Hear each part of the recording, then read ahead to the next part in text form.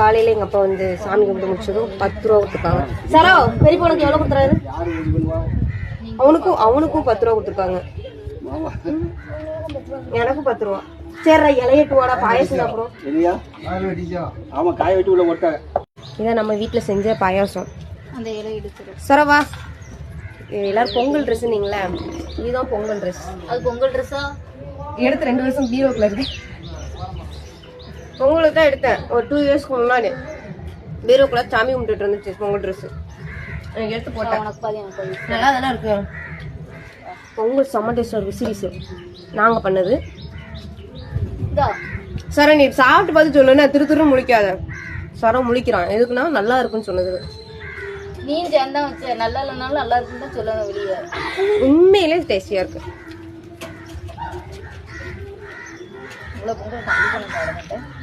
White இந்த சம்பாரிசி பொங்கல் நார்மலாவே எனக்கு ரொம்ப பிடிக்கும்.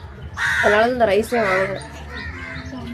வாசம் சரோ வாசின்னு கேட்டீங்களே, சரோ வந்து வீட்டோட போட்ட ட்ரெஸ் தான் போட்டிருக்கான். நான் வந்து 2 வருஷத்துக்கு முன்னாடி எடுத்த பொங்கல் ட்ரெஸ். அது புது ட்ரெஸ் தான், போட்டதே இல்லை, இன்னைக்கு போட்டிருக்கான். இதான் சரோ ட்ரெஸ். சரோ பொங்கல் எப்படி இருக்கு? நல்லா இருக்கு. யாருதான் பேசுறா? ஐயோ இறக்கா போன்ல பேசுறோம். வீடியோ கால் பேசுறீங்களோ? நம்ம வீடியோ கால் பேசி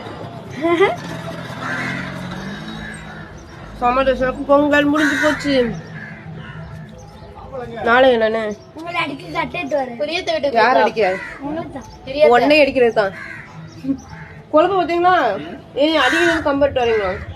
சித்தப்பா பொங்கல் சாப்பிட வரீங்களா? டேஸ்டியான பொங்கல்.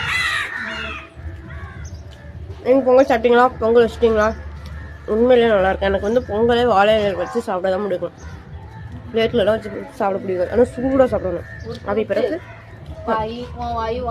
செருப்பால அறிவனா என் நகைச்சி திட்டுற உங்களுக்கு திட்டல.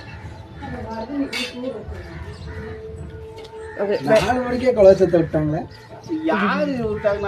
நம்ம வீட்டுல தான் பண்ணாங்கன்னு நினைக்கிறேன்.